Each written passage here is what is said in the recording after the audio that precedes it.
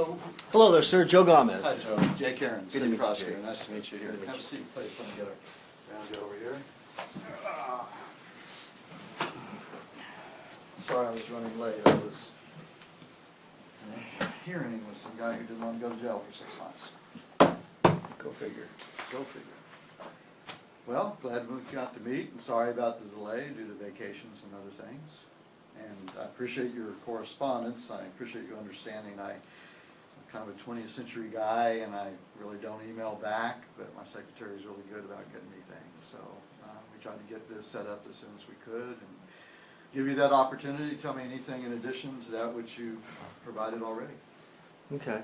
Well, as I kind of was just debriefing Sergeant Brownlee, I think there's a couple of factors that need to be revisited. Most specifically, the sole witness statement that we have in this police report from the other side is from an employee that was cherry-picked by the airport director, who was seated literally the furthest away from where the incident actually happened. That's for you to take. Well, thank you. I'll review that. Talk through some stuff. But this is in the report. I saw that. So where Mr. Frost was sitting, I find it very difficult to believe that he would have been able to witness, as he stated, the events as they happened. Now, there were additional witness statements provided by people that were sitting in direct proximity to where the event happened, and I felt as though the investigation was kind of deficient in so much as nobody was asked immediately following the incident. Nobody was really asked by the responding officers as to provide statements. A couple people on their own volition came forward, and immediately subsequent to the alleged assault, I reached out to some folks just so that it would be fresh in their minds and time would elapse, so as for them to give accounts. And these are stand-up characters in the community. These aren't people that that I would conspire with to manufacture a story to undermine the profile or credibility of a public servant to try to get he or she in trouble. This is just a very academic exercise, in my opinion. And what we have here is, pursuant to Arizona revised statute, I was seated before a meeting was to happen. I was approached. I was asked if my camera was on. I was kind of in a state of shock and bewildered, and so I don't really even remember responding. Someone said I went like this and said, I don't know. But I certainly didn't make any sort of deliberate response. Before I knew it, the camera was yanked off the tripod, or monopod, I should say, and it's his account that it was not mounted, that it was just seated on the monopod. I can show you the actual device. It was certainly screwed right onto the monopod. It was ripped from it. He fiddled around with it, and then threw it at me. What's also interesting, and I put a copy of the video on that disc there, when he came back from being questioned by the police, he gave an account to the board of directors that it had semblances of similarity to what he gave to the police officers, but there was a couple of things that didn't exactly coincide with the report that he gave to the officers. And so I think that kind of gets to the heart of his credibility. I don't know that he's given the whole story. And then Sergeant Brownlee's reading a newspaper article here where he admitted to the paper, and they published it, that he did in fact rip the camera out of my hands. And so I think at a minimum there's cause to further poke around a little bit and certainly reach out. And there's two other witnesses, by the way. A gentleman by the name of Chris Alberti. He has not given a statement. He said if Mr. Engler called him or you guys called him, he would talk, but you know, he's standing in the periphery at the moment. But in fact, I'll give you his phone number because I saw him at the board meeting. He's the very first person that said, "That guy just assaulted you," and he's a fairly recognized aviation figure, and his credibility is very well respected by everybody that flies here as well as the airport authority. Okay, let me see here. Okay, so Chris Alberti, his telephone number is 928-581-2383. He works at the hospital. He's a perfusionist.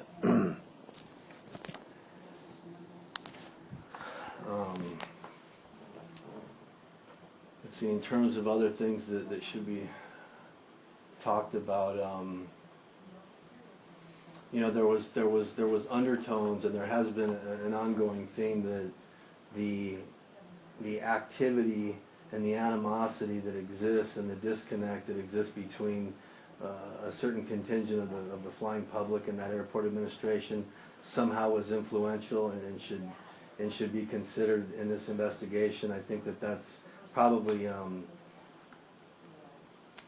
know, yeah, I don't want to use that analogy, but I would hope the process would, on the merits, would let this investigation stand on its own, and for people to look at stuff as they see it. There's certainly some other actions going on in the background, and there's all kinds of litigation, but that stands by itself as well. And I don't think that that we have any sort of interest to exacerbate or exaggerate the situation. I think it is what it is, and it's very clear that I was sitting there minding my own business. A camera was ripped out of my hand. It was thrown back at me. Whether he threw it with the force of a hand grenade or just tossed it or hurled it, or I think there's been a lot of different characterizations as to how he got the camera from his hand to where it hit me here. And the reality is it happened, and he took the camera, and you know, I don't think that the deciding factor as to whether this was an assault or not should be that, you know, if I have a bruise on my stomach or not. As I was mentioning to Sergeant Brownlee, I compare it to if Joyce Lobeck or you know, one of the reporters from the Sun or somebody from KYMA was sitting in council chambers minding their own business, and somebody from the city council came up, or a board of supervisor came up, or the mayor or deputy mayor, anybody came up and grabbed a piece of property off of a person and chucked it back at he or she, I think that person would be arrested. You know, I don't know that that's acceptable conduct by anybody, let alone a public servant in public, when a person was just exercising their right to you know, to attend a public meeting pursuant to Arizona revised statute. Okay. Anything else? No, I think in a nutshell, it's... Well, I want to review again everything that you presented. Normally, prosecutor is not the investigator, so the name of Chris Alberti and the phone number, I usually don't reach out. Prosecutors usually don't become fact witnesses. Okay. But I appreciate his phone number and stuff. I want to, as I think I did by telephone, I was off last week, so I'll try to remember what I said to you, but not everything that comes across the prosecutor's desk is prosecuted. It's not to say that an incident did not occur. It's not that there is a lack of resources, as it is that there is a concept in the law, and I think Mr. Inkler would tell you this, it's called prosecutorial discretion. Okay? Did an incident occur? Sure. Whether it was thrown like a hand grenade or if it was gently tossed like an egg into your lap. Okay? He picked up the camera. He did something with it. He gives it back to you in a manner in which you considered was rude, offensive, alarming. Okay? Yes, there are, and there's still, in my opinion, is that there's going to be one set of witnesses that's going to say it happened in some version of this way, and another set of witnesses that say in some version of that way. I call that conflicting statements, and I think that's what a judge would say in open court. He would. It's still up to the judge, because you don't get a jury on this type of case. So you've got a judge that's been on the bench for 16 to 18 years. And the focus and why, as you said, is it really relevant whether I was injured or not?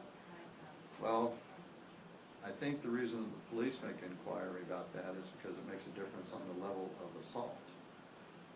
Assault where there is injury, albeit slight, even the scratching of a hand, bruising, that's classified typically as a class 1 misdemeanor. I'll make an example of something. I swing at you and miss, which I would not do, but I'd miss anyway, I know, but if I swung at you and missed, I may have put you in risk of being hit, but I didn't hit you. That's a lower form of an assault. Okay. Now I'll give the example where Dave's over here and I start punching him in the shoulder, and at first it was funny, and then he's annoyed by it. I'm not hurting him, but he's annoyed by about the 10th time I've done this. That's even a lower form of an assault, annoyance, okay? I say that and put it in perspective because let's just say hypothetically, this case goes to trial. And the evidence at its best is that he takes it, looks at it, throws it at you, bounces off you, you catch it before it hits the floor. Your folks are alarmed, you're like, wow, you know, and the other parties are going, oh, okay. At the end of the day, what does the judge do? And this gets back to prosecutorial discretion. Injury versus non-injury. Damage versus no damage. There is no doubt, the big white elephant in the room is all the underlying stuff that's going on between the Airport Commission and another group of people, to which I'm clueless and I want to remain that way, because that's not what my job is about. I don't know this guy from Adam, okay? I met you for the first time. I've gotten your correspondence over the last couple of weeks. I know there is no happy ending even if this case went to court and the judge was to say not guilty. Well, that would, I think, further cause you concern that you didn't get a fair shake. I know that. If I was sitting in your shoes with the underlying issues that's going on there, I could see how you'd feel that way. I don't think so. I would disagree on that point, only because I think that, again, if everything was reopened and we went and we evaluated where the alleged assault occurred, and we looked at the fact that you said, and I'd also like to bring up, you suggested that there was, you know, the other side of witnesses and our side of witnesses. They have one witness who was seated literally in the furthest away from where the alleged assault occurred, and this person's testimony could be impeached immediately on several fronts. And if, playing the devil's advocate, if an individual wanted to suggest the same thing, that I corralled a bunch of parties to kind of corroborate my story, there's two people that wrote statements that I don't, I'm not friends with any of those folks. They're colleagues in aviation, but there's two folks in particular that I don't have any interaction with whatsoever. The other folks I just fly with, and so. Well, Joe, I'm gonna look at everything again, but I must tell you, I learn things every day, and I deal with lawyers that they have egos the size of the room, and I try not to. It's a humbling experience when every case is different. But after 30 years of law practice, it's kind of like you know the tools of your trade. I can tell you what flies, especially in that court over there. And I've got to leave you with this thought. Whatever decision I make, I do it in the sense of prosecutorial discretion.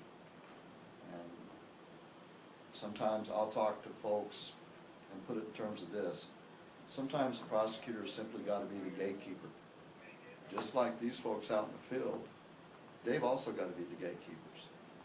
I'm going to give you an example of something here. And there is clearly some degree of, not personal dislike, but maybe just professional disagreement as to the running and operations of that authority and your interest in that. But I want to take away that and give you an example of something where these folks deal with often, and that is they'll go out to a domestic situation.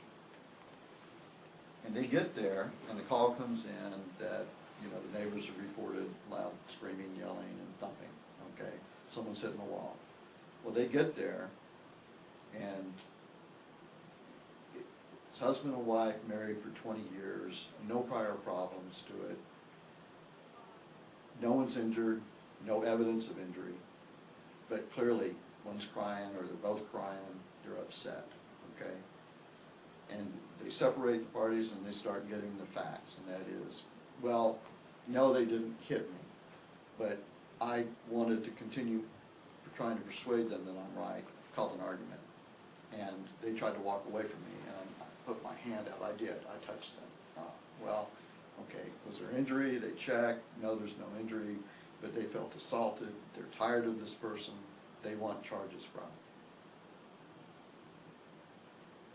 It comes to me as a long-form complaint. Do I have injury? No. Do I have anything damaged? No. Do I have someone with a history of assault? No. Do I have pretty much two upstanding people that just after 20 years of familiarity and contempt for each other maybe, that it spilled over into something more than just a verbal argument? Sure. Does everything get prosecuted? No, it doesn't.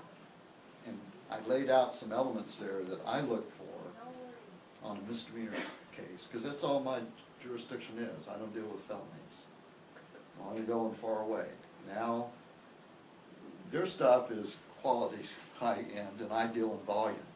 And that's not to take away from what happened out there in this incident, but it's to say that I've got to look at this and say, does it require prosecution? Or do I sit there and say, for one thing, I don't think this man's going to act in the way he did towards you ever again. At least I hope not. Because personally, and this is not as a prosecutor, but just personally, I'm kind of embarrassed, not only for him, but I guess for everybody. But you did not trigger it, and I would agree with that. So to the extent that I look at it on one hand and say, towards a professional, no, I think that his own lawyer would take him to his side, I would hope, and say, don't ever do that again. Okay? But I go back to say, was there injury? No. Was there damage? No. And those are the two big ones, because those get into the serious misdemeanors. There are laws on the books. There are a lot of laws on Arizona statutes. There are some things that just with the passage of time, society doesn't really prosecute anymore. Okay? There are other forms of an assault for when there's not injury that I as a gatekeeper, these folks as gatekeepers must say, does it rise to the level of a justification of prosecution? Is prosecution necessary in this case? Is it going to repeat itself? So there are a lot of factors that when I got the police report in, and I read it and read it again, and I realized the elephant in the room, okay? What's going on here? I try to dissect that and say, what if I just had the officers responding to a domestic disturbance with something similar to this? Well, if I may interject, sure. There was no, I can appreciate that analogy. However, in a domestic dispute, typically there's bickering going back and forth, and so they meet kind of at the halfway point, and so in the course of you trying to exercise prosecutorial discretion, I could see in the heat of passion and debate amongst civil partners or husband and wife, again, it's two-way. I was minding my own business, and there was no instigating any sort of violence that was bestowed upon me by this guy. And so I just, I mean, I like the analogy. However, again, I think when you take it back to the science of how this thing unfolded, I just don't see how that. Well, there is history there, right? I mean, all of this airport authority and the website has created a history. It's pretty much, there's one side and there's another side. Am I understanding that correctly? Okay, and I'm glad you brought that up, because there's absolutely, even outside of my scope of interest or interaction, there is a ton of litigation tied up in Judge Nelson's courtroom right now. I took that from the article. Okay. I mean, he didn't just pick you out at random. I mean, he knows who you are, and yeah. So It was premeditated, absolutely. If that's where you're going. well, the contact with you, I'm sure the incident didn't play out. That wasn't something that he thought, this is what I'm going to do. I'm sure it just happened. Kind of a reflex. Well, as he stated in the newspaper article, he mistakenly grabbed the camera, and there's consequence in terms of laws and guidelines and policies, and the expectation of a citizen, and most especially a public servant. There's an expectation to operate and exercise decorum and respect, most especially to your constituents as a public servant. And regardless if there was any sort of underlying background and themes that kind of came before this, I just don't see how that should influence any part of any investigation on assault. I mean, I could see if we were talking about debating a certain principle or a theory, that would come into play. But that's almost like saying, okay, well, this husband and wife, going back to that parallel or that example, that's like suggesting that because the husband and wife, you know, had they had conflict in the past, that your officers were called to respond again, and because there was a history between the parties, that, you know, in the heat of conflict, he slapped her. It didn't leave a mark, but, you know, because there was a history there, that you're going to go ahead and exercise prosecutorial discretion and move ahead and not do anything about it. That's Actually, I think when you throw in the factor that there's been a history, okay, where the officers have been out before, okay, then for the officers' actions to try to separate the parties, well, okay. The then I officer. would say that no, chances are someone's not getting it. The example I wanted to give is where there's really been no police intervention previously. In this case, it's obviously that y'all are in different camps, so to speak, okay? And while I don't sit there and say, well, they're adverse to each other, therefore I'm not going to prosecute at all. No. I focus on what was the outcome of the event, and does it require and mandate prosecution? It's just like if you wanted to go and sue this guy for the tort action. Mr. Engler may have already talked to you about that. Mr. Engler may tell you this, is that to prevail on that, you'd have to show that there was damages, okay? And putting aside the alarm, the emotional aspect of it, Mr. Engler might tell you, well, sure, we could go and sue him, but at the end of the day, a judge or jury might say you really weren't injured, you weren't damaged. When I go into a criminal court, and we're going through 13,000, 16,000 cases a year, I'm handling about, let's say, a third of those. Yeah, our court is going to look and say, was there injury? Was there property damage? Was there an ensuing fight that came from him grabbing the camera and throwing it back at you? And none of those things exist. So I have to go back, Joe, and say, when I measure everything up, and I'm going to reevaluate this, if my conclusion back to you is, I stand on my basis of it is, I want to emphasize to you, I'm not saying that something didn't happen here. Does it require prosecution? And what you said a second ago about he didn't act with the decorum that a professional, person should. I don't disagree with you on that standpoint, but that's not wearing a prosecutor's hat. That's just as a person. If I'm out in the audience seeing that, I'd be embarrassed by that. And has this caused him, hopefully, to reflect upon and the fact that I haven't read the article about that he admitted to yanking this. I'm certain that that's not a day he's proud of. That fact that he's now showing remorse would not, if I was in your shoes, sit there and say, yeah, that's what I want him to apologize. No, I know where you're coming from, but I've got to sit there as a prosecutor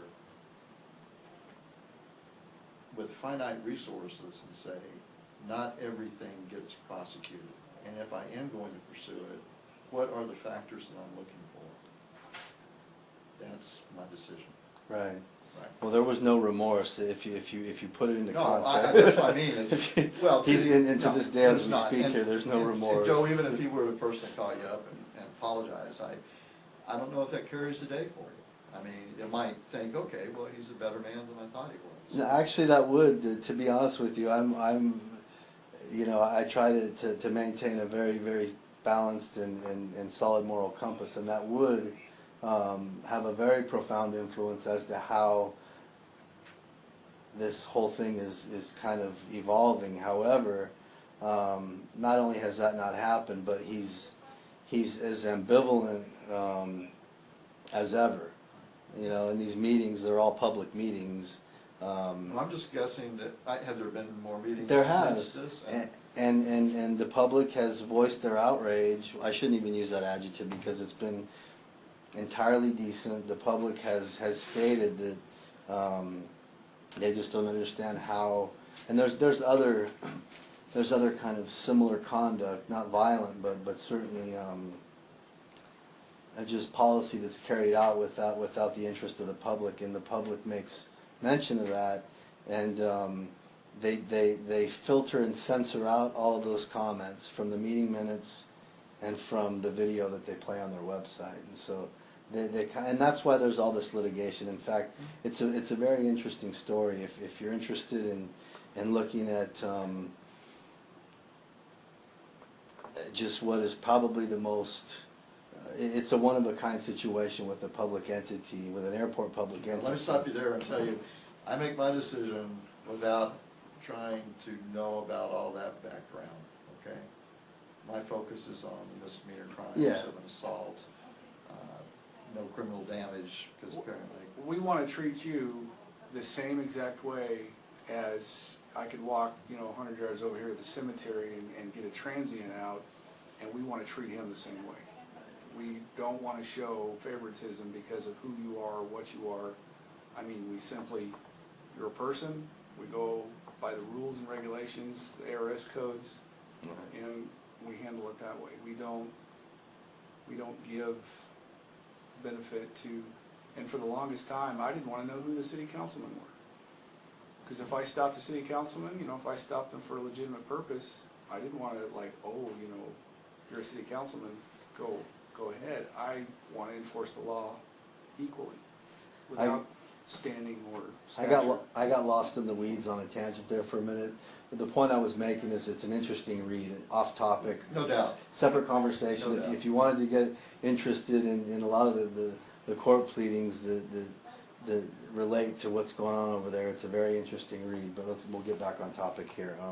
No, I appreciate everything that you're telling me, and I do want, and I'm hopeful that if you look at all this stuff, and I would hope that you guys would go to, or you and your folks would go to the conference room, and as well as observe the video and watch it time and time again, so you can see exactly how far away, if the argument is, well, he's got his witnesses and we have ours, I think that you'll find this witness statement here, it's very hard to put any stock in this, just on the mere fact that there was line of sight prohibitations that, there were people obstructing the view, and I just don't understand how this would even be able to support anything that Mr. Williams said. And I appreciate you saying that, and I deal with that in every trial I've got, is did the eyewitness really have the ability to view what they claimed that they viewed, okay? I've got that in a very serious indecent exposure case. But what was interesting about that case is that that person called in on 911 very upset and alarmed because they said a person in another vehicle right next to them at nighttime was exposing penis and masturbating. Yeah. Okay? And the defense just was beating the crud out of the witness on the ability of vision and observation and all this. But what to me brought it on home was, wait a minute, you listen to the 911 call and it's clear she has seen something.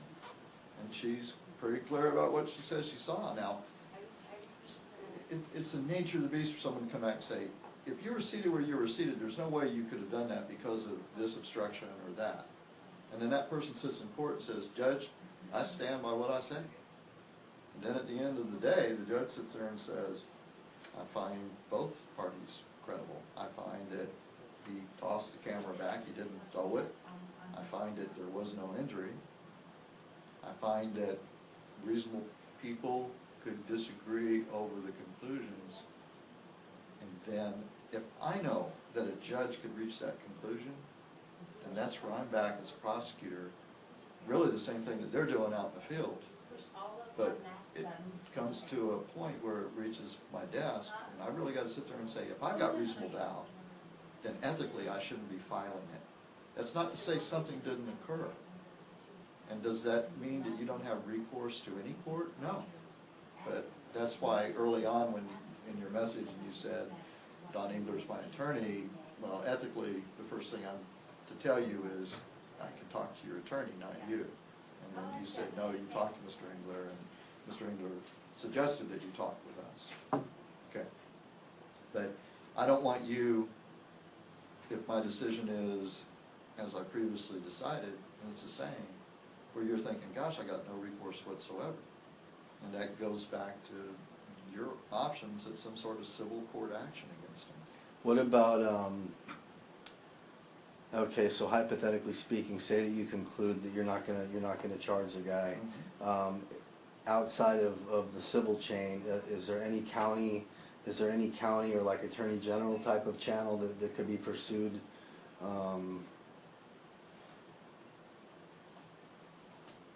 A county attorney's office would have what's called concurrent jurisdiction.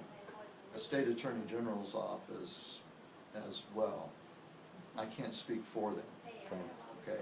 I don't see such a conflict where I would conflict myself off the case and send it to the county or to the attorney general's office. I would suggest if it reaches that point and there's a declination, that you consult with Mr. Engler and your options. Okay. But by no means am I saying that you couldn't on your own go to the county attorney or the state attorney general's office for their review of law enforcement prosecutorial decision to decline at the city level. Okay. But at a minimum, because Mr. Engler works in the area of municipal law, and I think he represents the town of Welton, he'd probably be at least a good source to go and get some legal advice on that issue. But I do want to review, is this of great length, a little length? No, they're video clips. What we have on that video, or I should say on that CD or video clips of him coming back into the meeting, and there's a transcript of that video on the first page there. Okay. And then there's also members of the public before the meeting started, immediately after the alleged assault, members of the public talking about it, and on the back end of the meeting there are a couple of people talking about how when Mr. Williams came back into the meeting, the account that he gave to the board did not depict the truth, and so I take it that there was no video of the actions of him doing what he did, right? every single meeting that we've ever been at, the video camera has been rolling, except this one. And so when he walked up and grabbed the camera, if we would have had that, I mean, what you would have seen was just some movement in the camera. I don't know if that would have really changed anything. I think the witness statements, pretty much tell the story.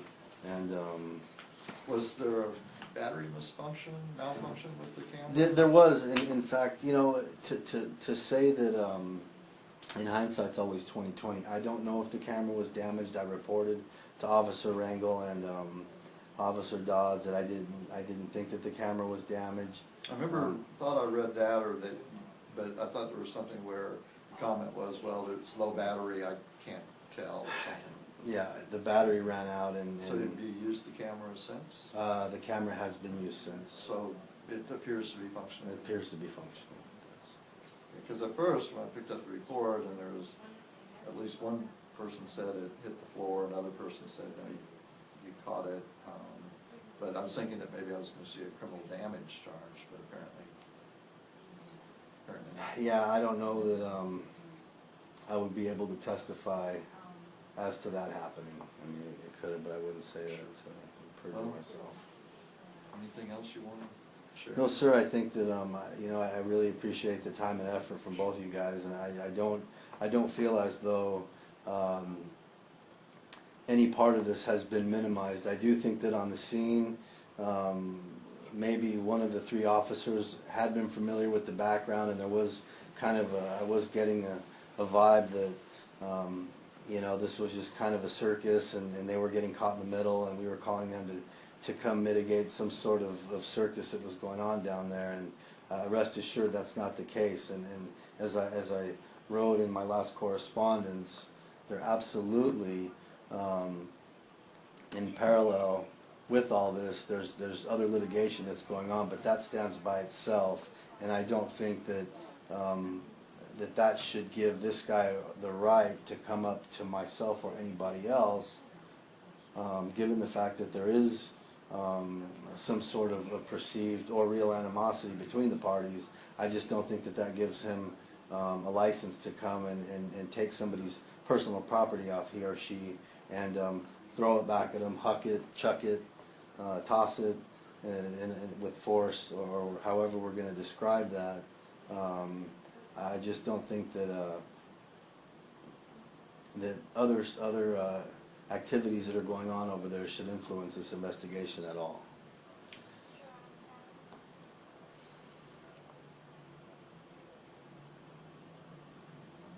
Yeah, we try not to get involved in political activities. So it muddies things up. Because like I said, we don't want to take action for other reasons than it's the right thing to do or it's the right thing to take no action. So. Yeah, one thing I didn't mention that I will say, and a lot of people think that this is very significant, is that I did not engage him. And I had every right to protect myself when that camera was thrown at me. And so for what that's worth, a number of people have said, you need to tell the police that as well, because you had every right to engage him and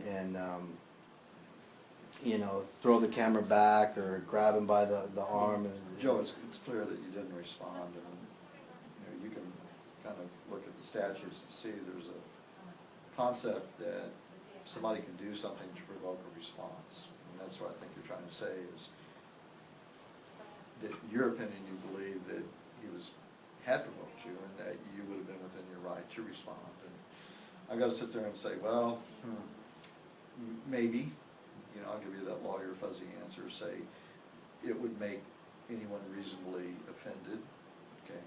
But if you picked up that camera and chucked it and hit him in the head with it, I would argue that your response was unreasonable. And if suddenly you were arrested and your defense at trial was, well, he chucked it at my lap, well, we'd go in through this argument in front of the judge. What I just said to you is that, and bottom line is that provocation is one thing, but what was your response in being provoked? Right, well. And you did. As That's the bottom line. So we'd be speculating. But I understand what your point Right. is that you remained calm and kept your demeanor. Well, he did this with the camera, okay? This is what he's suggesting and what Jason Froster's suggesting, okay?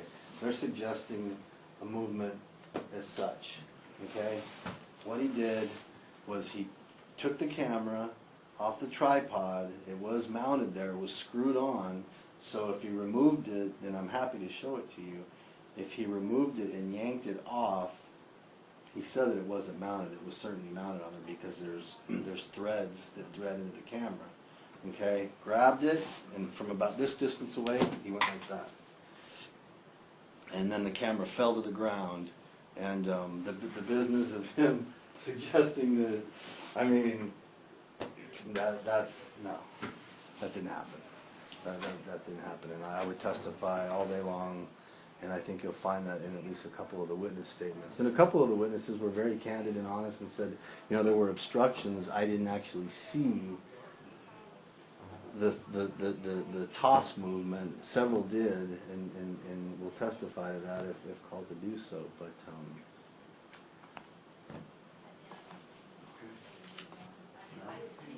One thing I said earlier, and I sure hope so, is, I mean, whatever happens down here doesn't solve the underlying issues that's in front of Judge Nelson. That's for Judge Nelson. yeah. I'm just guessing that, as you said, there's been hearings, open hearings since then. Hoping that this person's demeanor was more reasonable, more professional.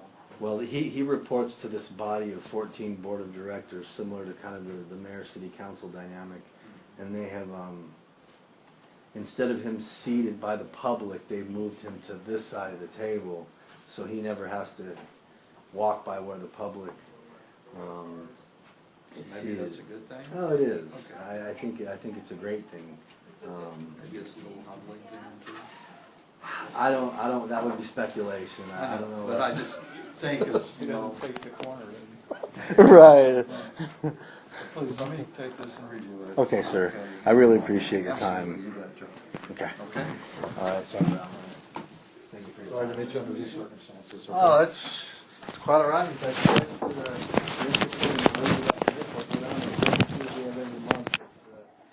fact, I may call you just for a keep the peace call down there some days. My dad was their traffic controller for 43 years. Out here?